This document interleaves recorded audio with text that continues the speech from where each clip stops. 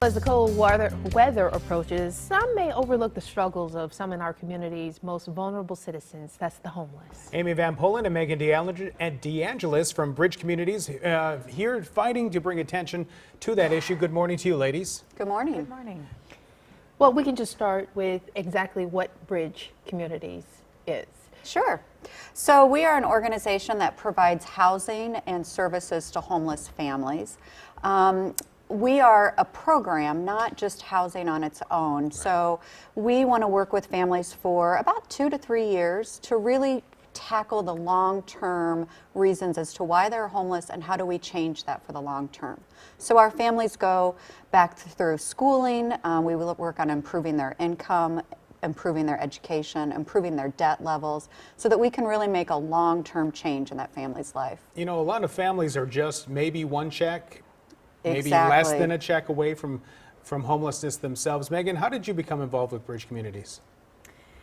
Well, with my then husband of 14 years, we were living in Texas, and he had some legal complications and ended up leaving the country because of it, and it left myself and my 2 young boys with a house and car bills and all sorts of complications that I didn't feel equipped to handle. As strong and capable as I felt that I was raised, I felt in very uncharted territory without any compass. So I came back to Illinois to get some promised help from some in-laws and be closer to family.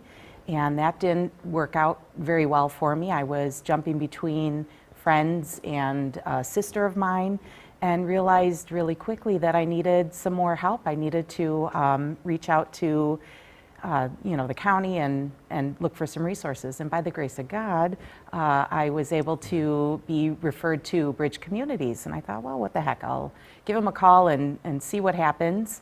And I'm just so happy I did. You were actually living in your car for a couple of days and on couch surfing, as they say. Absolutely. And now you've gone back to school. You've gotten a master's degree in accounting. I have a master's in public health. Public health. Yep. Bridge brought me through my associate's degree, my bachelor's degree, and then they kind of never got rid of me. You're now working for them. Yeah, I started volunteering, and it led into finishing my master's and working full time with them. Such an inspirational story. Amy, so tonight you have your Sleep Out event where you actually raise money. Yes. Tell us about that and how does it actually work? So Sleep Out Saturday is in its 16th year, and we will have hundreds of persons all over the county sleeping out to raise money and raise awareness about homelessness.